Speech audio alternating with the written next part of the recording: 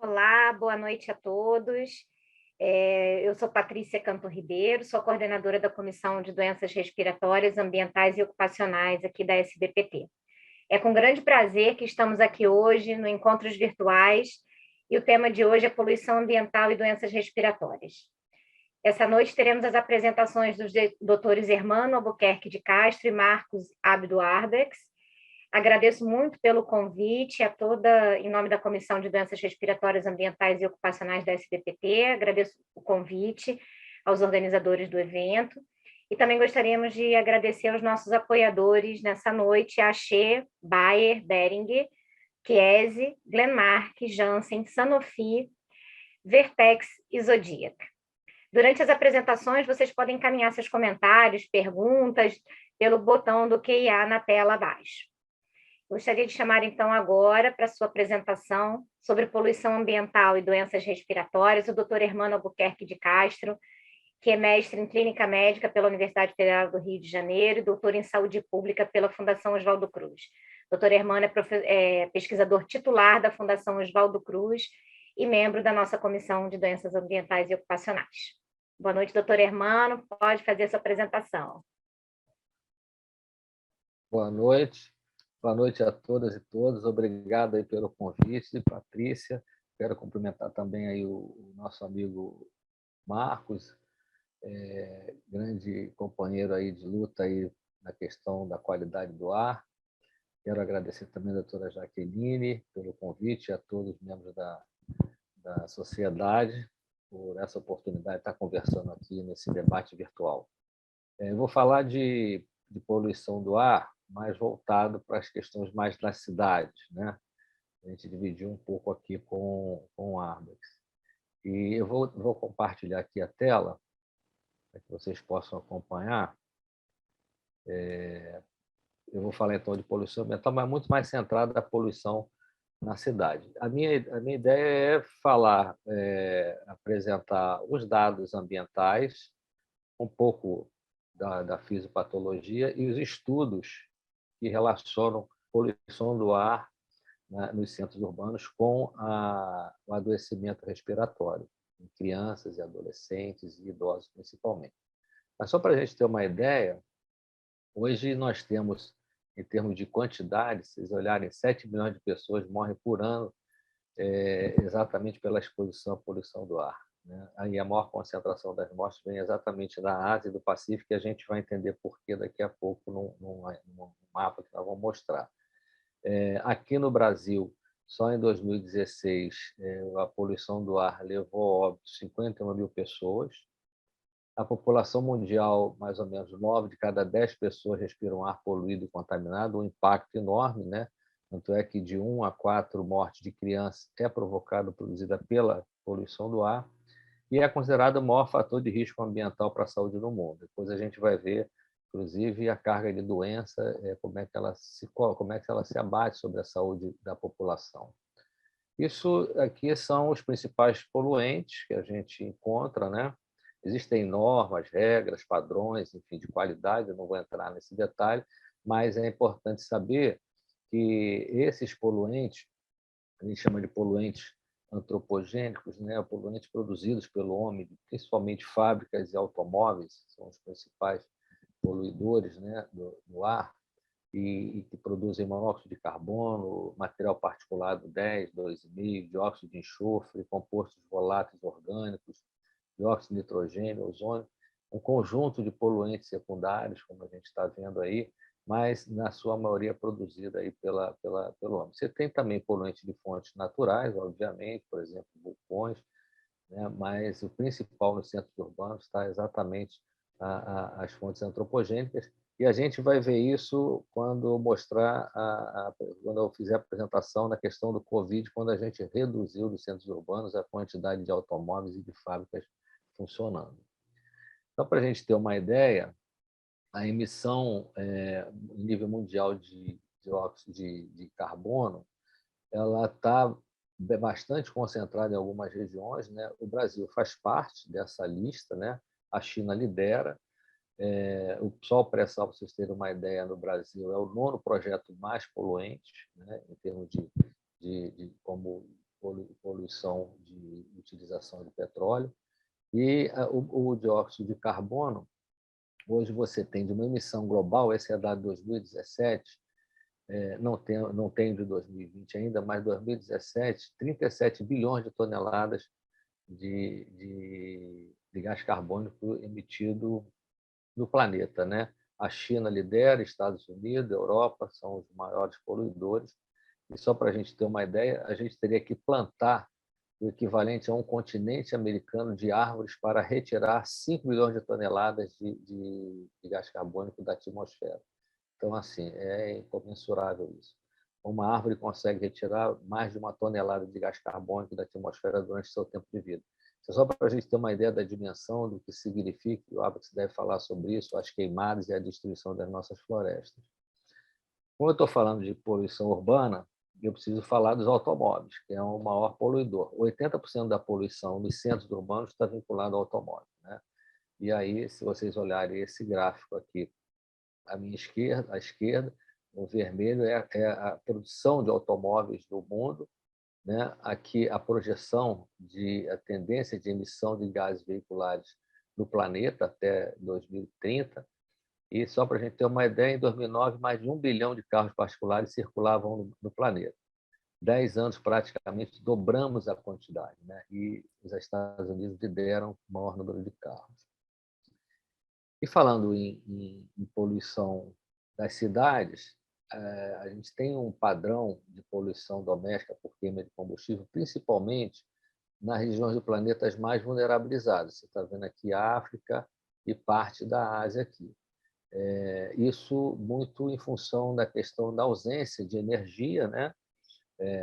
Tanto energia vindo das hidrelétricas quanto a energia a gás, enfim, tudo isso, e principalmente a questão do fogão, né, para alimentos. A queima de lenha, isso tem sido ao redor do mundo uma fonte de poluição doméstica, menor no Brasil, mas é uma fonte de poluição doméstica. Falando em população, a gente tem como os principais assim categorias de pessoas que estão mais suscetíveis, né, à poluição do ar, exatamente as crianças e os idosos. Essas são as que mais sofrem, né, com a poluição do ar. E também os nossos pacientes pneumopatas, principalmente os alérgicos, asmáticos, DPOC, como a gente vai ver, são, eu diria, a população mais vulnerável, né, mais suscetível para o adoecimento relacionado à poluição atmosférica. E aí os efeitos, você tem os efeitos na via aérea respiratória superior, e na medida que você está inalando particulados mais finos, como o 2,5, por exemplo, ele vai atingir, então, as partes mais periféricas do pulmão. Então, ele pode produzir, numa fase aguda, esse quadro agudo, até a pneumonia. E, do ponto de vista crônico, a exposição vai contribuir também para a bronquite, asma e também câncer, né? Principalmente o câncer, de longo prazo.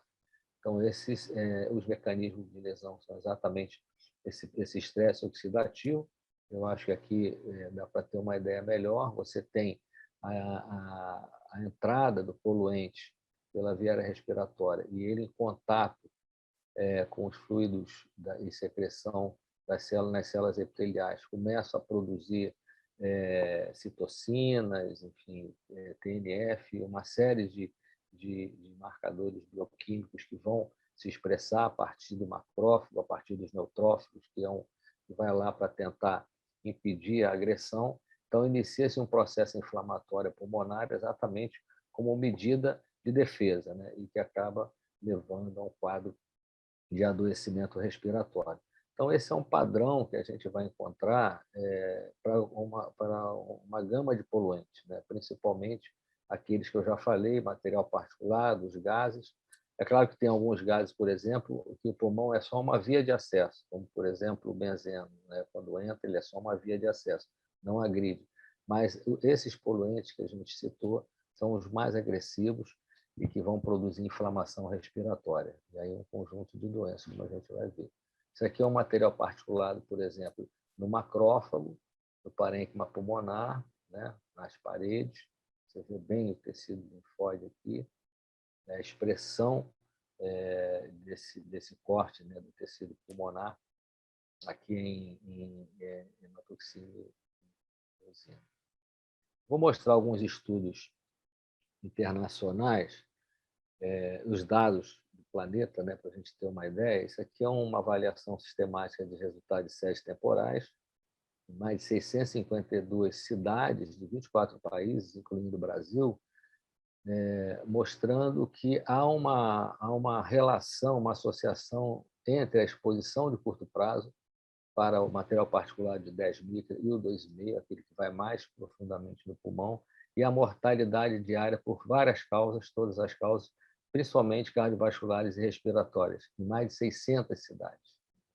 Esses dados reforçam exatamente essa evidência da relação do aumento da mortalidade por doenças, e aí você vai ter em crianças, idosos principalmente, e a concentração de material particulado. Então, aqui uma outra apresentação são mortes atribuídas à poluição do ar ao redor do mundo. Vocês estão olhando aqui o Brasil, chegando a atingir quase 100 mil mortes pela poluição do ar no Brasil. Quando a gente pensa no Covid, né, a gente pensa também que a poluição do ar mata do mesmo jeito, leva vidas exatamente daqueles mais suscetíveis, crianças e idosos. E aqui um agravante que as crianças sofrem muito, como a gente vai ver. E aqui é o percentual de mortes globais por doenças específicas atribuídas à poluição do ar. Então, você tem aqui DPOC, câncer de pulmão, aqui doença coronariana, doença respiratória, infecção respiratória. Então, e mais da metade dessa carga de doenças são pessoas que vivem exatamente na região da Ásia e do Pacífico. Esse gráfico aqui é interessante porque ele mostra a comparação de 1990 e 2017. Aqui em roxo, para mim é roxo, é uma poluição, aqui é poluição doméstica, e em cor de abóbora, para mim, é a poluição do ar. Aqui é o material particulado 10. Então, se vocês compararem 90 e 17, há uma mudança do padrão, há uma redução da mortalidade de crianças aqui. Isso tem a ver também com uma série de ações de proteção à criança, né, alimentação, uma série de coisas, também isso tem muita relação. E aqui, nas faixas etárias depois, acima dos 20, 30 anos, há uma mudança, uma inversão do padrão, onde você tem um aumento da mortalidade muito mais vinculada à poluição ambiental, né? Então, isso é um dado interessante, porque mostra uma mudança do padrão da poluição doméstica para o padrão da poluição dos centros urbanos. E aqui é a perda de expectativa de vida. Se vocês olharem, percebam que, para a poluição do ar, nós temos uma perda de quase 2 anos de vida, né? De expectativa de vida, no estudo do planeta. E aí também, quando vai fazer um corte para PM2,5, é 1 ano, e para a poluição doméstica, um pouco menos de 1 ano, são 9 meses. Então, isso mostra o impacto na redução da expectativa de vida das pessoas devido e vinculado à poluição do ar. Alguns estudos nacionais eu separei aqui, nós temos vários, eu separei alguns. Essa é da região metropolitana, é o mais recente, de 2019, se não me engano, em Belo Horizonte. É um estudo de doenças respiratórias em crianças menores de 5 anos. Aqui pega o total de doenças respiratórias. Em BH não teve muito impacto. Aliás, o risco relativo é bom explicar. Quando a gente tem um risco relativo de 1,06, é um impacto positivo, é um impacto que a gente diz que tem uma relação com a mortalidade e o material particulado. Embora aqui o intervalo de confiança ele inclui a unidade. Então, isso significa que é um intervalo de confiança que não dá para dizer que isso se dará em qualquer estudo. Pode ser que um dado estudo possa ser menor esse impacto, ou inverter, quando está abaixo de 1. Aqui, por exemplo, em Betim, você já tem um risco relativo, incluindo aqui já bem significativo, e que não inclui aqui a unidade. Ele vai de 1,2 a 3,5, e com um risco relativo de 2,3. Ou seja, você tem um aumento da mortalidade desse valor com relação comparando em termos de não poluição. Ou seja, na medida em que eu tenho um aumento da poluição, eu tenho um aumento do risco relativo para essas populações. Para a gente ter uma compreensão melhor, esse aqui é um estudo, eu participei desse estudo no Rio Grande do Norte, numa região em torno de um polo petroquímico. Nós utilizamos um questionário chamado ISAC, que é um questionário padrão para avaliar alergia em crianças, enfim, e sibilância. E a gente avaliou, medimos concentração de material particulado 2,5, enfim, dióxido de nitrogênio, enxofre, ozônio, e fizemos, então, aqui fizemos a odds, né, razão de chance, e havia um aumento mesmo após os azuis, de sibilos nos últimos 12 meses nessas crianças, sendo aqui com um dado significativo com intervalo de confiança que não inclui a unidade. E principalmente nas crianças de 0 a 6 anos. Havia um aumento dessa sibilância, né? Quase que dobrava em crianças menores. Então, e interessante é que não havia uma ultrapassagem ao longo do ano a quantidade dentro do padrão estabelecido pelo CONAMA, um aumento enorme com relação ao padrão. Ou seja, havia, mesmo em concentrações mais baixas de poluentes atmosféricos, mesmo assim ainda ocorriam sintomas respiratórios em crianças e adolescentes nessas comunidades em torno desse polo petroquímico, e principalmente no grupo de menores de até 6 anos. Esse é um outro estudo também do Rio de Janeiro, esse já foi um pouco diferente, é um estudo que nós acompanhamos crianças numa escola, dentro de uma rede pública, e medimos ao longo de um ano o material particulado, o SO2, o ozônio, aplicamos questionário, era feito um pico de fluxo diário, todos os dias, durante o horário escolar. Foram avaliados 118 crianças ao longo de um ano, e o que nós encontramos foi um impacto, e aí para um incremento de 10 microgramas por metro cúbico de dióxido de nitrogênio, havia uma diminuição na média do pico de fluxo dessas crianças, né?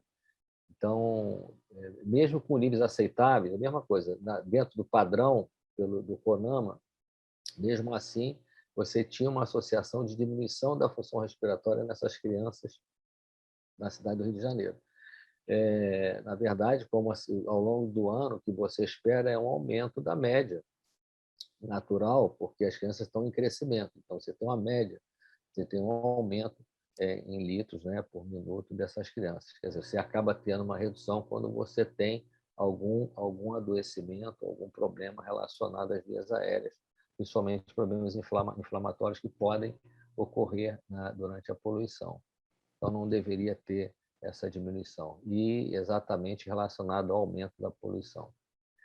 Esse é um outro estudo também de crianças em 2 áreas do Rio de Janeiro, envolveu mais de 4.000 crianças, foi na área de Seropédica e Caxias, um estudo coordenado pelo meu amigo professor Clêmax Santana, acho que muitos conhecem, é um pneumopediatra, e ele encontrou também um aumento de sibilância nos últimos meses, tanto em Caxias quanto em Seropédica, relacionados à poluição do ar. Então, também é um outro estudo que mostra esse dado de prevalência de asma nesses adolescentes e relacionado à poluição.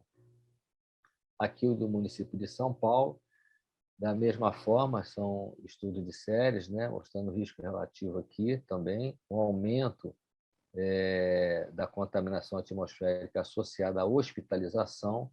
Então, você vê que o risco relativo aqui para quase todos os poluentes, para doença respiratória, para asma, para pneumonia, é tudo acima de 1, ou seja, há um aumento de internações, né? O 1 seria sem aumento, e se vocês olharem, o intervalo de confiança, todos sem incluir a unidade, acima de 1 também. Então, mostrando uma relação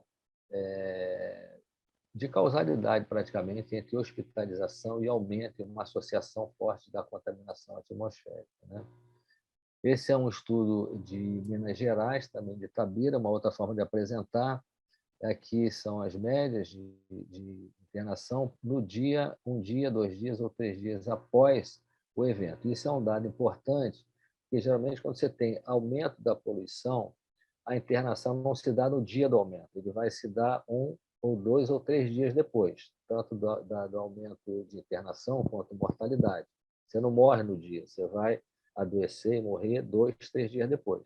Então, a gente sempre faz essa, é o lag, é a defasagem, né? E a gente avalia a internação no dia do aumento do poluente, no dia seguinte, 2 dias depois, 3 dias depois, e aqui a gente vê que na faixa até 13 anos, há um aumento aqui de doenças respiratórias, exatamente sem incluir aqui a unidade, né? Todos acima. Então, aqui também, nessa faixa etária, há um aumento, tanto no primeiro, quanto no segundo, quanto no terceiro dia. Aliás, aqui no segundo, no primeiro, no segundo e no terceiro dia, após o evento. Esse outro aqui também, em São José dos Campos, mostrando também que há um aumento também de internações em crianças, né? Aqui é concentração de poluente e pneumonias em crianças. À medida que aumenta a concentração, dependendo do dia, há um aumento de pneumonia nessas crianças. E aqui, para ir finalizando, eu não podia deixar de falar do Covid, como eu disse lá na frente. A poluição do ar está muito ligada à ação do homem. No momento que a gente, no lockdown, que foi feito de forma parcial no Brasil, como a gente sabe, que era uma medida sanitária importante, quando isso aconteceu, várias cidades do mundo tiveram uma redução da poluição do ar. Então, os níveis de monóxido de carbono, por exemplo, isso é um estudo do Rio de Janeiro, mostraram reduções significativas, né, de quase 50%, relacionadas a essas emissões veiculares leves, que são automóveis particulares, na cidade do Rio de Janeiro. Então, isso foi comparado com o mesmo período de 2019, né, sem a pandemia, e comparado em 2020. Vamos lembrar que o lockdown foi a partir de março, né, de 2020. Então, houve realmente uma melhora da qualidade do ar nesse período, exatamente porque se reduziu carros e fábricas pararam de funcionar, enfim, nesse período. Aí a gente vai imaginar, bom, então, isso foi um fator protetor, de certa forma foi, mas ele não teve como fator protetor no impacto da doença. Por dois motivos. Primeiro, porque cidades mais poluídas, a tendência é ter mais pneumopatas e doentes respiratórios e cardiopatas também, agravados pela própria poluição do ar. Isso aconteceu também em regiões de queimadas.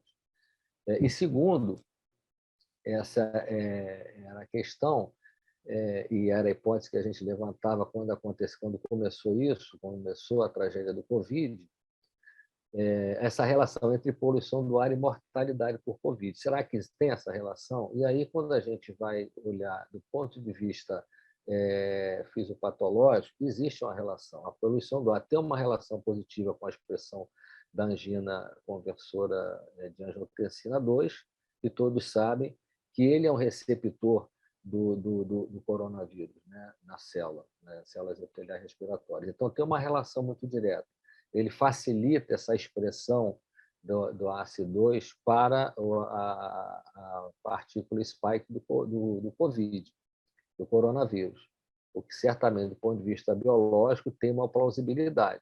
E quando a gente foi ver os estudos que já saíram no final de 2020 e início de 2021, tem vários estudos mostrando o efeito da poluição do ar ao Covid-19. Quer dizer, essa mortalidade ligada à poluição. Então, você tem correlações positivas em vários países, na China, na Europa, nos Estados Unidos, vários estudos mostrando que há um aumento da mortalidade em regiões com poluentes ambientais presentes. Então, essa é uma revisão, foi recente, foi no final de 2020, e já vinha saindo alguns estudos mostrando essa relação de aumento de infecção por Covid e mortalidade com a poluição do ar. Então, eu estou deixando aqui a bibliografia, tem uma bibliografia já bem extensa sobre isso para a gente ler, é importante, porque a Covid continua, a poluição ela retorna, né, na medida em que a gente começa a reduzir o número de casos e mortes. A tendência do planeta é as pessoas voltarem às suas atividades econômicas, já estão voltando já desde o final do ano passado, alguns de forma normal, já praticamente, em alguns países, e a poluição do ar retoma o seu curso normal de crescimento, e se a gente absolutamente não fizermos nada, a tendência é a gente ter impactos muito nocivos na saúde respiratória das populações. Então, saiu um relatório recente do IPCC mostrando aí as mudanças climáticas, os impactos na qualidade do ar, como isso aumenta as doenças infecciosas e uma série de problemas relacionados a isso. Então, essa era um pouco a mensagem que a gente queria dar. Poluição do ar é muito nocivo, as pessoas adoecem e morrem vinculadas à qualidade do ar, e é importante ter políticas públicas para que a gente possa melhorar a qualidade do ar e reduzir os poluentes, não só com tecnologia, mas também com controle ambiental, uma série de políticas de fatores vinculados à energia mais limpa, enfim, redução de carbono, redução do uso de petróleo, por exemplo, para a redução do gás carbônico na atmosfera. Então, é isso. Quero agradecer. Eu acho que esse é o meu último slide. Está aqui o meu e-mail para quem quiser depois escrever. Fico aqui à disposição para as perguntas. Obrigado. Obrigada, Hermano, pela brilhante exposição. Gostaria de chamar agora, então, o Dr. Marcos Abdo Arbex, que vai falar sobre queimadas e doenças respiratórias. Dr. Marcos é médico, pneumologista, professor titular da disciplina de Pneumologia e Fisiologia da Faculdade de Medicina da Universidade de Araraquara, pesquisador sênior do Grupo de Estudos em Epidemiologia Ambiental do Laboratório de Poluição Atmosférica Experimental. Boa noite, Arbex. Mais uma vez, pode começar a sua apresentação.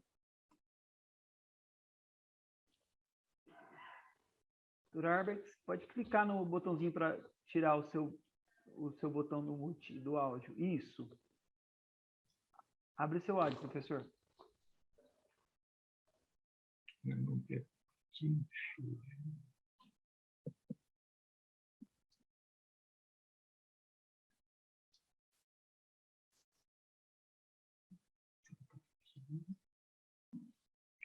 Está mudo ainda seu microfone, Marcos. Ok. Está aberto, pode falar, doutor. Estamos ouvindo você, pode falar. Bom.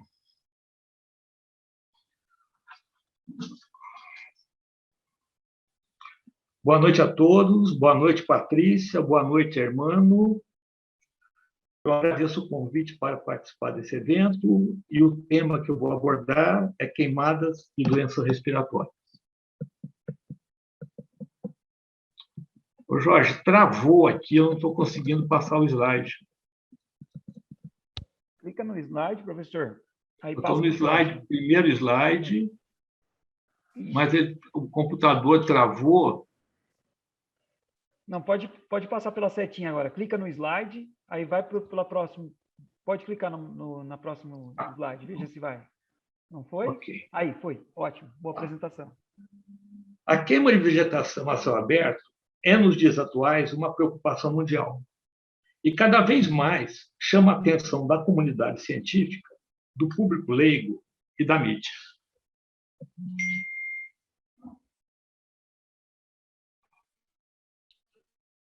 Nesse século, as queimadas tornaram-se uma epidemia global.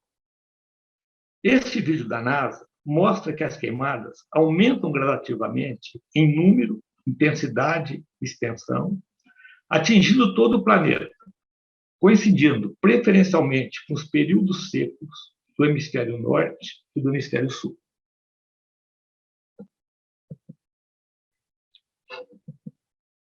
A queima de biomassa em ambientes externos se faz por três modalidades principais: incêndios florestais, queima controlada de vegetação e queima de culturas agrícolas.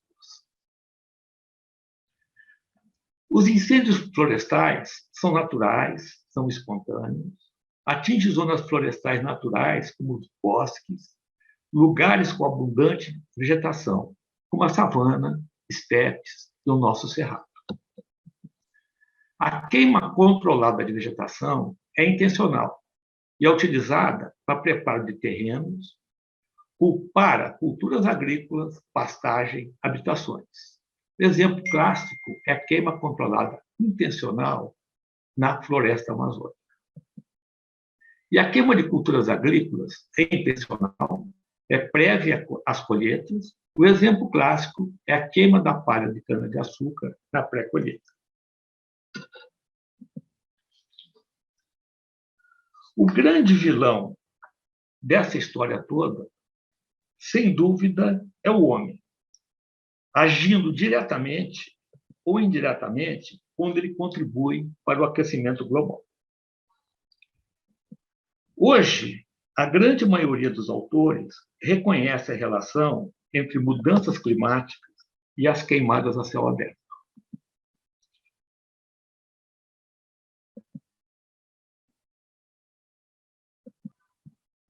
A queima de biomassa a céu aberto produz uma grande quantidade de poluentes que alteram as propriedades físico-químicas da atmosfera. E onde há fogo, há fumaça. A fumaça atinge cidades.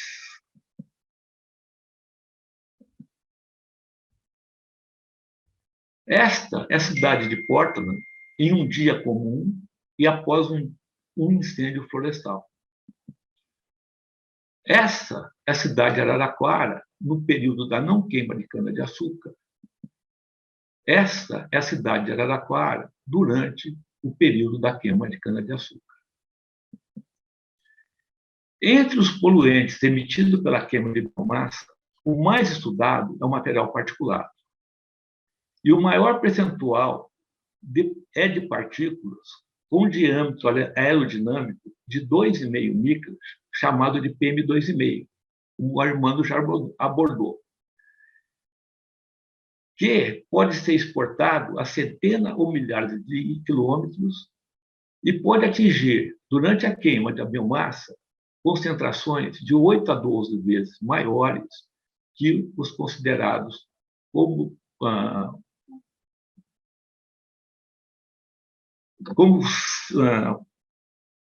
gente, como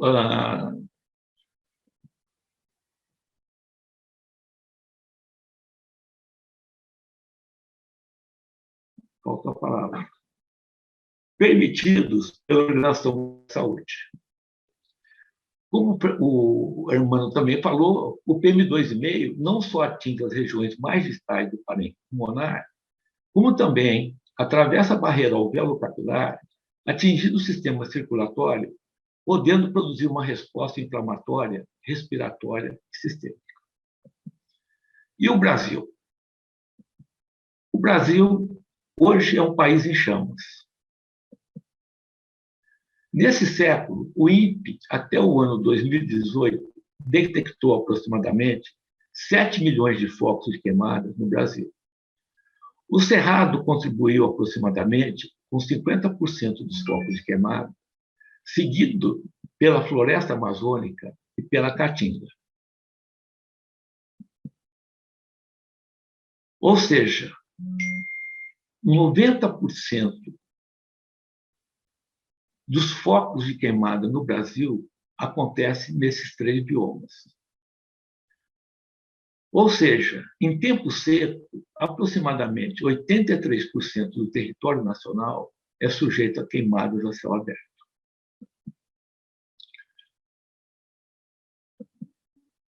Como podemos ver nesse slide, a área queimada varia anualmente, dependendo de fatores climáticos e da ação do homem.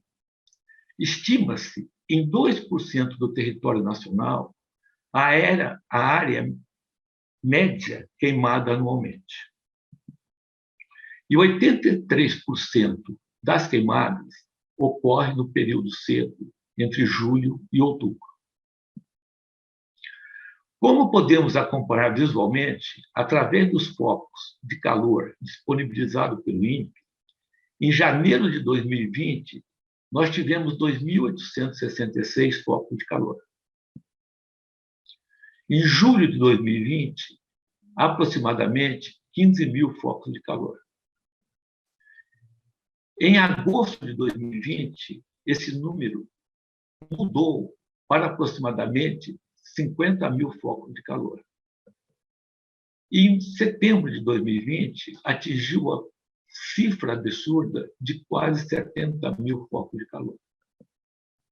As crianças, os idosos e os pacientes portadores de doenças respiratórias prévias são os mais suscetíveis aos poluentes. E a Organização Mundial de Saúde considera que a queima de biomassa em ambientes externos produz efeitos adversos sobre o sistema respiratório, cardiorrespiratório, desde efeitos subclínicos até a mortalidade. E a severidade é inversamente proporcional à frequência. Apesar da mortalidade ser o evento mais raro, ainda assim, no período compreendido entre 1997 e 2006, estimou-se, em média, 39 mil mortes anuais por queima de biomassa. Estudos realizados na região amazônica avaliaram os impactos da queimada na população exposta. Antes, nós temos que ter em mente que a Amazônia é uma floresta de chuva, é uma floresta úmida. Ou seja, incêndios não acontecem naturalmente na floresta amazônica. São instrumentos de desmatamento, muitas vezes ilegal, com a finalidade de liberar área para agropecuária, pastagens ou para especulação fundiária. E nem sempre os produtos do desmatamento são queimados imediatamente. Como exemplo, entre janeiro de 2019 e abril de 2020, aproximadamente 10 mil quilômetros quadrados foram desmatados. 55% foram queimados nesse período. Entretanto, 45% foi queimado posteriormente ao desmatamento. Vários estudos mostram o impacto na saúde das queimadas na região amazônica. Silva mostrou uma correlação positiva entre atendimentos de emergência por asma em crianças menores de 10 anos e concentrações de PM2,5. Castro mostrou uma relação entre aumento de focos de queimada com aumento de internação hospitalares por doenças respiratórias em crianças menores de 4 anos e em idosos maiores de 65 anos. Silva mostrou a mesma relação, entretanto, usando como indicador de poluição o PM2,5. Carmo mostrou que o incremento de 10 microgramas por metro cúbico nos níveis de exposição ao material particulado esteve associado ao aumento de 2,9 e 2,6 nos atendimentos ambulatoriais por doenças respiratórias de criança no 6º e 7º dia subsequentes à exposição, como já explicou o professor Herman. Jacobson mostrou que exposição a variações nas concentrações de PM2,5 associou-se à redução da função pulmonar em escolares de 6 a 9 anos, principalmente em crianças não asmáticas, e 6 horas após a exposição. Nunes mostrou que há uma associação entre variações na concentração do PM2,5 e mortalidade por doenças cardiovasculares em idosos. E Nauas mostrou que houve uma associação entre aumento na concentração do PM2,5 e 4.966 mortes prematuras na estação seca de 2019.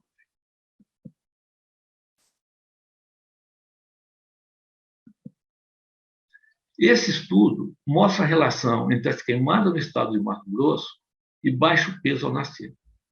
O risco relativo no quarto quartil do material particulado é de 1,51 quando a exposição é no segundo semestre da gravidez e de 1,50 no terceiro semestre. Para o CO, é de 1,49 no segundo semestre. Esse estudo, realizado pelo professor Herman, aqui presente, mostra a relação entre mortalidade e focos de calor no estado de Rondônia entre 1988 e 2005. Houve uma correlação positiva e significante entre o número de focos de queimadas e a taxa de mortalidade por doenças do aparelho respiratório e DPOC. Os indivíduos com faixas etárias mais altas foram os mais atingidos. Nota técnica do Ministério da Saúde e da Fiocruz, em março de 2021, avaliou os potenciais impactos das queimadas sobre a saúde humana no contexto da expansão da Covid-19. Foram avaliadas 1.250.000 hospitalizações por doenças do sistema respiratório entre 2010 e 2019 em 4 estados da Amazônia. O número de hospitalização foi decrescente entre 2000 e 2015, a seguir estável. O número de hospitalização por 100.000 habitantes e o percentual de internação hospitalares atribuídos ao PMI 2,5 provenientes das queimadas foi de 1.051 no Amazonas, sendo 87% das queimadas. No Pará, 898 internações, 68 provenientes das queimadas. Mato Grosso, 852, 70% provenientes das queimadas, e Rondônia, 523, 71% provenientes das queimadas. E os autores chamam a atenção para a possível relação entre o material particulado e o Covid-19. O vírus SARS-CoV-2 pode permanecer viável por horas em aerossóis. Os poluentes oriundos das queimadas podem causar uma resposta inflamatória persistente e, assim, aumentar o risco de infecção por vírus que atinge o trato respiratório. A exposição crônica à fumaça faz com que indivíduos mais vulneráveis à Covid-19 possam apresentar forma mais grave da infecção. Evidências preliminares confirmam que o SARS-CoV-2 pode estar presente no material particulado. Essa é uma das hipóteses para a disseminação do vírus SARS-CoV-2 na Amazônia Legal, uma vez que o vírus pode ser potencialmente transportado para os alvéolos pulmonares na superfície das micropartículas. As partículas finas, como o PM2,5, têm um tempo de permanência na atmosfera maior que as partículas grossas e podem ser transportadas por grandes distâncias, o que aumenta sua capacidade de dispersão. E nós vimos isso em agosto de 2019. No dia 17, houve importantes focos de queimada na região amazônica. A pluma dessas queimadas atingiu a cidade de São Paulo 2 dias depois, como vemos na figura abaixo. Felizmente, as condições climáticas favoráveis ajudaram na dispersão dos poluentes. Em caso contrário, nós poderíamos ter uma catástrofe semelhante à que aconteceu em Londres em 1952, que causou a morte de 12.000 indivíduos. Esse estudo, publicado no Lancet agora em setembro, avaliou o risco e a carga de admissões hospitalares associadas ao PM2,5 proveniente de incêndios florestais no Brasil entre 2010 e 2015. Foram avaliados 143.588.178 hospitalizações, utilizando dados do DataSUS, abordando 1.814 cidades brasileiras, que contribuem 80% da população brasileira. O PM2,5 foi obtido através de sensores acoplados em satélite da NASA. Os 1.814 municípios foram divididos em 4 quartis, Q1 a Q4, de acordo com a exposição à concentração máxima atingida anualmente e a média anual do PM2,5. É avaliado o número de hospitalização associado ao PM2,5 proveniente das queimadas nos 1.814 municípios estudados. Nós vemos que a maior concentração média das queimadas se faz na região amazônica e na região do Cerrado brasileiro.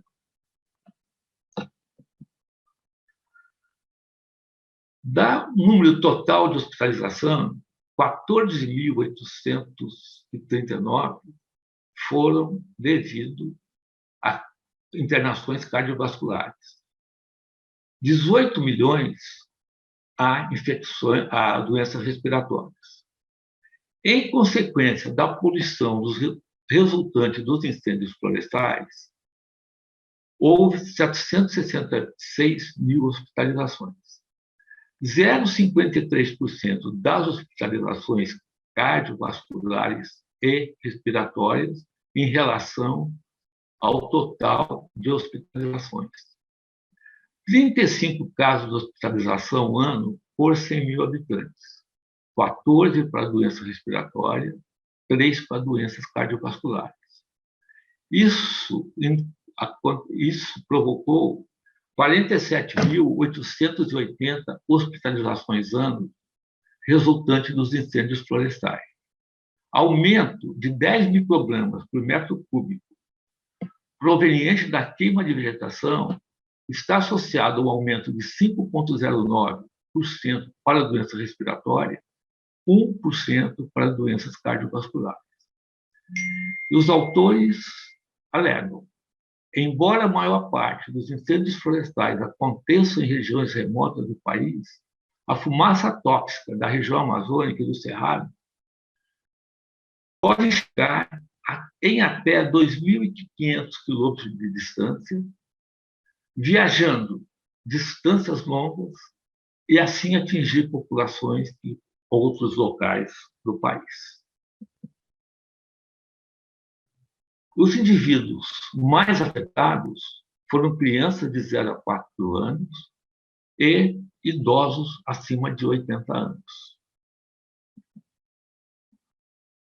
A média diária do PM2,5 foi maior na região norte, seguida da região centro-oeste.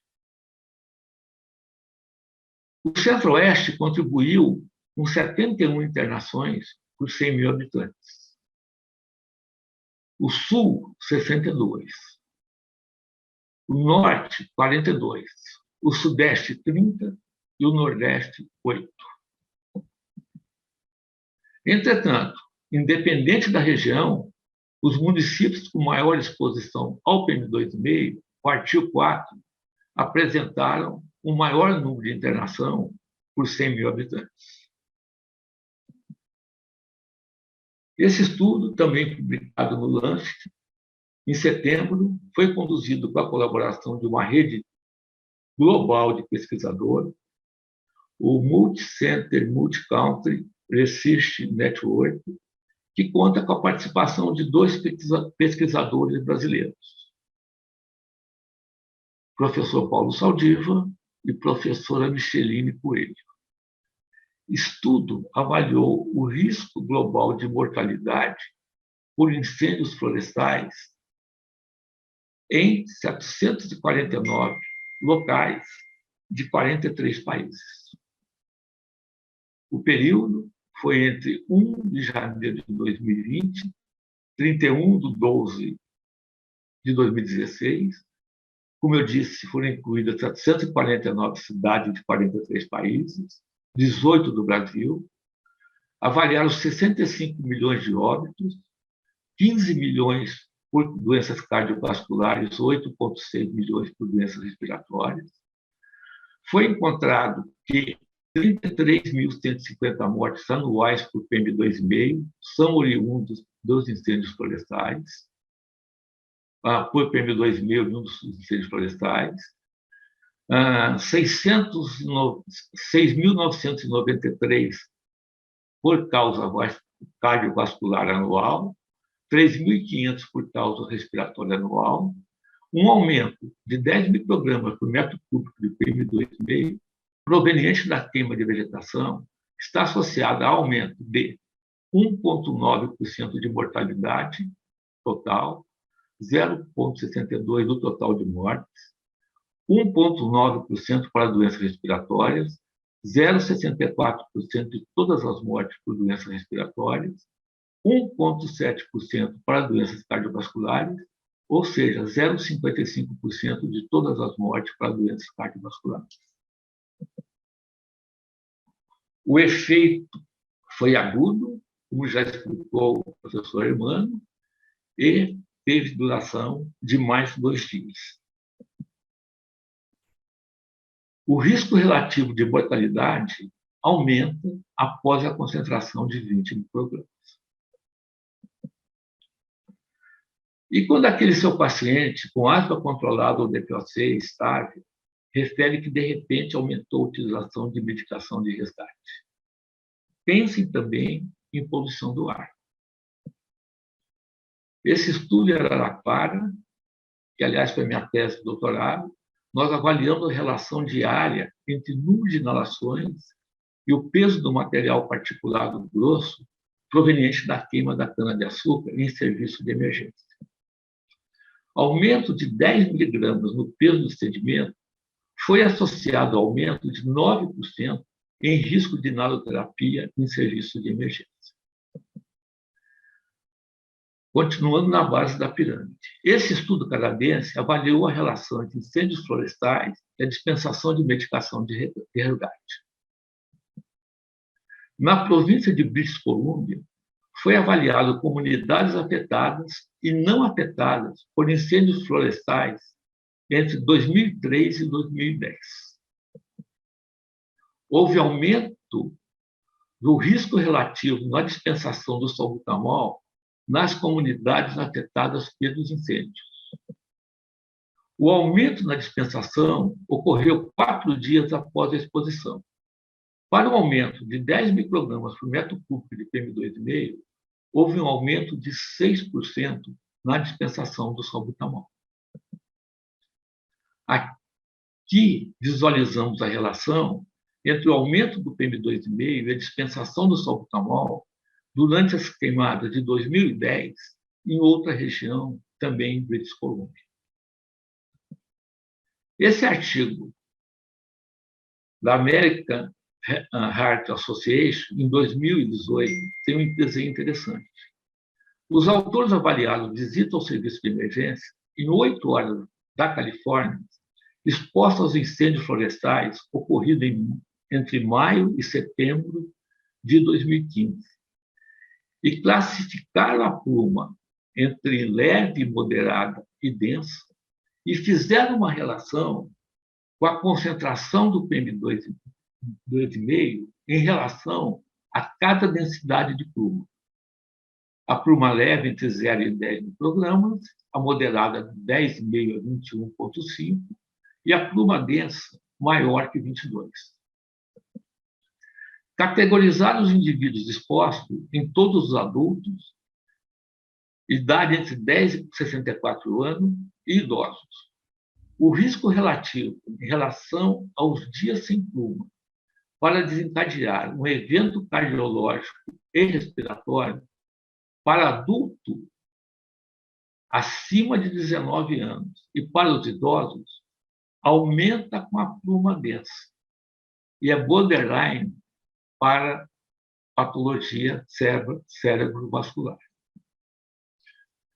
Em idosos, o risco relativo da pluma densa foi mais robusto em relação a dias sem pluma e as outras densidades do LEG 0 ao LEG 4 para todas as doenças cardiovasculares, para infarto do miocárdio, para doenças isquêmicas do coração, para arritmias, para falência cardíaca, para embolia pulmonar, para todas as causas de doença cerebrovascular, para todas as causas de doença respiratória e para o DPOC. Para discutir depois, nós vamos lembrar que em setembro agora, a OMS divulgou os novos padrões para a qualidade do ar. Então, o PM2,5, que era 10 em 2005, passou para 5, a média anual, para a média em 24 horas de 25 para 15, o PM10 anual foi de 20 para 15, 24 horas de 50 para 45, e o dióxido de nitrogênio, que era 40, foi para 10. E iniciou a medida do ozônio, que não era medido em 2005.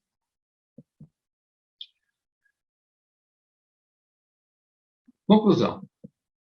A queima de biomassa em ambientes externos é uma epidemia global. Durante a época das queimadas, há uma piora na qualidade do ar nas regiões atingidas pela fumaça e que inclui locais distantes do foco do incêndio. A queima não é o único fator de agravamento na qualidade do ar, mas, em consequência da extensão da área e do tempo das queimadas, as descargas de gases e outros poluentes da atmosfera da região ganham um significado muito marcante e não pode ser desprezado. A população de risco, que tem sua qualidade de vida e de saúde agravada em condições atmosféricas adversas, é bastante significativa. A maioria das pessoas que compõem essa população de risco demanda um número muito maior de consultas, de atendimentos ambulatoriais, de medicação e de internações.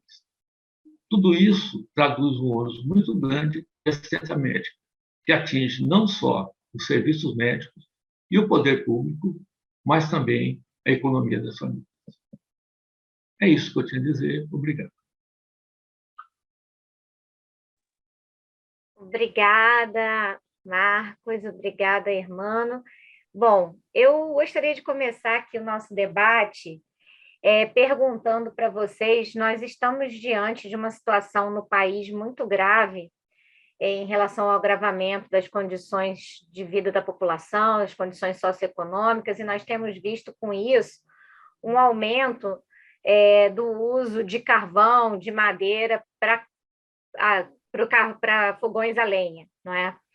E nós sabemos que isso é um problema, principalmente para os nossos pacientes pneumopatas. Então, eu gostaria que vocês falassem um pouco sobre isso, o que a gente pode esperar em relação a esse momento que nós estamos vivendo, em relação a esse agravamento da crise econômica que leva tantas famílias a, quando tem o que comer, cozinhar em fogão a lenha. Passar primeiro para a irmã, depois o Marcos. Pode ser. Eu mostrei aí, Patrícia, mostrei acho que um mapa, né, com a distribuição de fogão a lenha no mundo, né? Você olha ali que a África, alguns países da Ásia, com uma cor mais forte pelo uso do fogão a lenha nas residências, né? Esse é um hábito, exatamente onde você não tem energia, a tendência é utilizar. O Brasil, ele já foi pintado assim, principalmente as regiões mais pobres do país, né? A região Nordeste, enfim, outros locais. O problema é que, com a crise econômica, a gente está vendo isso acontecer hoje no Rio de Janeiro, por exemplo. Nas comunidades de favelas da cidade do Rio de Janeiro, hoje já não tem mais um gás de cozinha, um gás está custando mais de R$100, eu acho que já há quase 20 anos que não tem um preço de gás tão elevado, e a população não consegue mais comprar o seu gás de cozinha. Então, ela lança a mão da lenha, e toda vez que você queima a lenha, você vai gerar particulado, gera fumaça, e isso vai agredir as pessoas que ficam dentro de casa, né? São habitações sem muita ventilação, ambientes com muita gente, pequenos, enfim. Isso tudo contribui para a concentração de particulado e de fumaça dentro desses ambientes. E sofrem muito mais as crianças, como a gente viu nos estudos epidemiológicos, e aí não é criança doente, crianças saudáveis mesmo, né? Elas podem sofrer mais, e os idosos, principalmente acima de 60 anos. Então, eu acho que isso é um problema que pode ser que, principalmente das populações mais pobres, e isso impacta no Sistema Único de Saúde de forma muito contundente, né?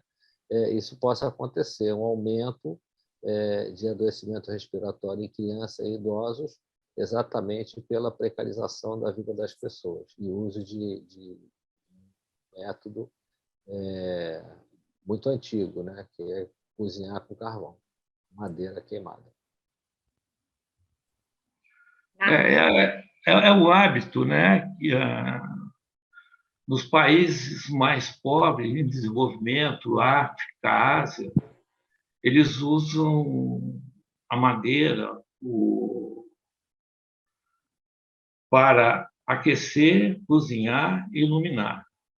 Isso está relacionado com aumento de infecção respiratória em crianças, com a gênese de DPOC, o Gold considera que a queima de biomassa é etiologia para DPOC, para parto prematuro, para recém-nato de baixo peso, para pneumoconiose, para antracose, que os níveis em ambientes internos de particulado atingem níveis extremamente altos. E estudos estão mostrando que hoje, de uma forma geral no Brasil, o uso de biomassa para cozinhar, para aquecer, estão superiores já à utilização do gás pelo próprio preço do gás. Então, se permanecer essa situação, nós vamos ter um grande problema, não só de saúde, mas também econômico, porque nós vamos aumentar a quantidade de patologia relacionada a essa queima de biomassa com maior procura a serviço de emergência, hospitalização, etc. A perspectiva, se continuar nessa situação, evidentemente não são boas, nem do ponto de vista econômico, e muito menos do ponto de vista de saúde. Perfeito. É uma coisa também que tem sido muito marcante nesses últimos dias, todos nós temos visto essas tempestades de poeira que têm assolado algumas cidades do interior, principalmente do centro-oeste, né? E, inclusive, evento relacionado com o naufrágio que aconteceu no Mato Grosso, né, no Pantanal. Então, gostaria de saber de vocês, a destruição ambiental tem nos trazido, em que medidas, acho que a Ardix falou um pouco sobre isso, Hermano também, a redução na expectativa de vida. Se nós não frearmos o que temos visto hoje em dia, principalmente no Brasil, e acho que isso impacta principalmente nos países mais pobres, né, nos países periféricos, e nesses países ainda nas populações mais pobres. Queria que vocês falassem um pouco mais sobre essa questão ambiental. Nós ainda temos uns minutinhos aí.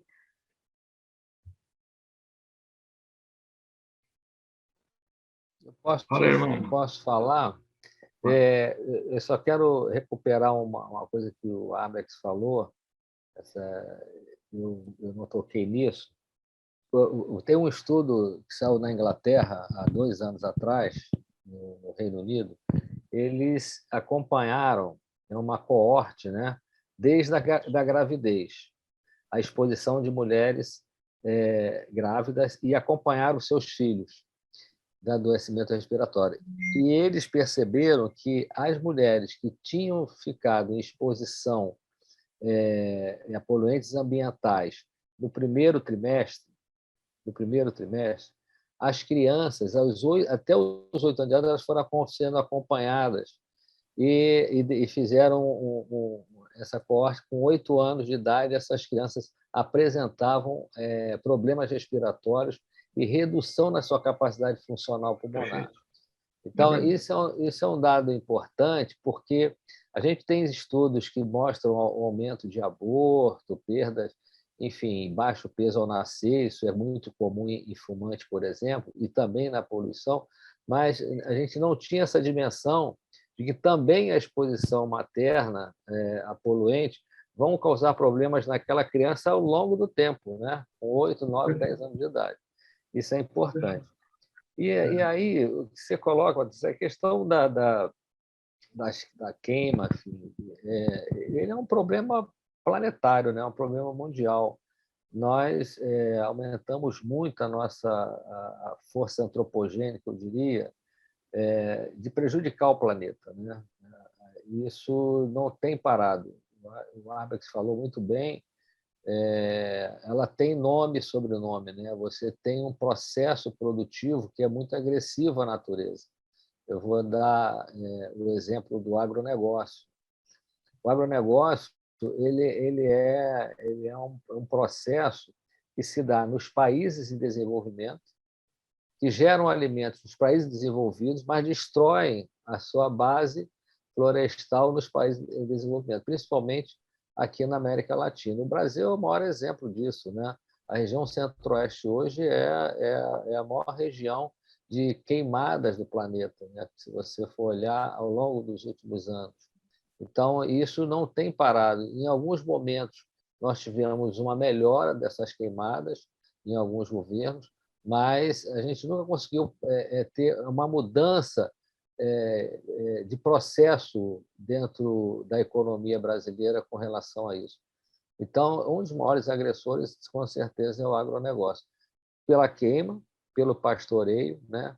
e pelo que produz, porque ele produz o alimento para servir de base alimentar para outros povos, e que não é o Brasil. O Brasil é um dos maiores exportadores de grãos, por exemplo, do planeta, e é um país que tem fome ainda. Aliás, voltamos para o mapa da fome recentemente.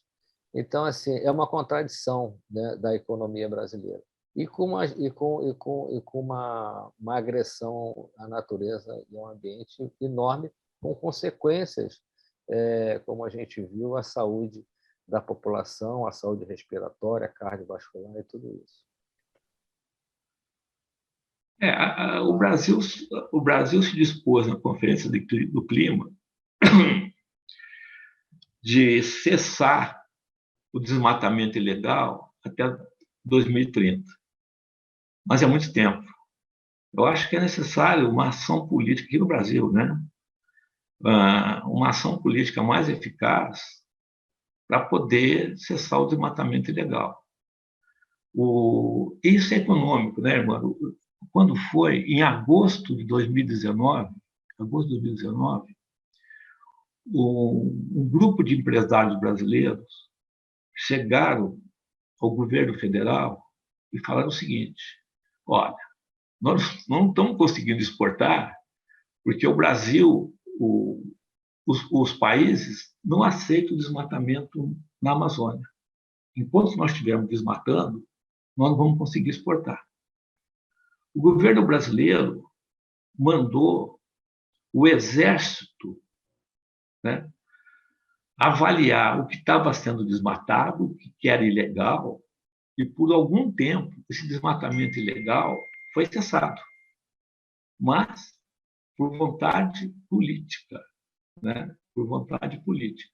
E a vontade política se deu por poder econômico. Então, se não tiver uma ação efetiva do poder público, vai continuar o desmatamento ilegal, vai continuar as queimadas, e nós vamos estar contribuindo para o aquecimento global. Eu não devo apresentar, mas em 2007, o Protocolo Agroambiental do Estado de São Paulo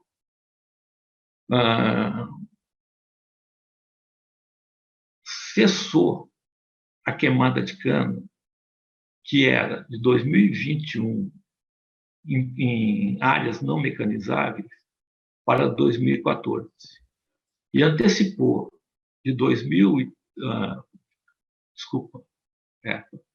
e antecipou as áreas mecanizáveis, que era para 2031, para 2017.